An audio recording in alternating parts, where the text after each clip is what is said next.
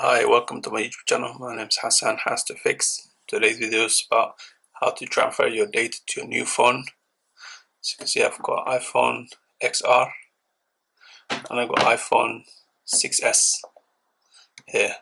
So I'm going to show you how to. As you can see, the phone is already okay. When I put the phone on, it reads automatically. You can see. So setting up your new phone. So you just do unlock to continue. That's one way. I'll show you another way too. So let's cancel that one. The second way is you can do it manually by setting this up.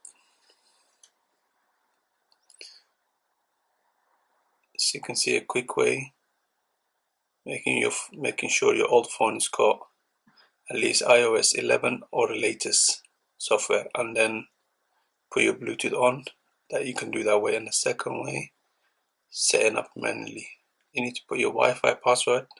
So I'm going to do that now. Once you put your password in there, say join.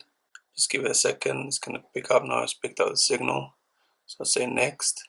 It's going to try and activate your phone. So just want not going to take that long. Then after that, just say continue. Face ID, say set up later. Then this time you need to set up a password. So now just to use it anyway. So this is for just a introduction, just to show you guys the second menu. Second ways you can do it. Okay, now from here you can do transfer directly from a phone, or you can restore. If you had a backup already from iCloud, you can do backup, or restore it from Mac or PC.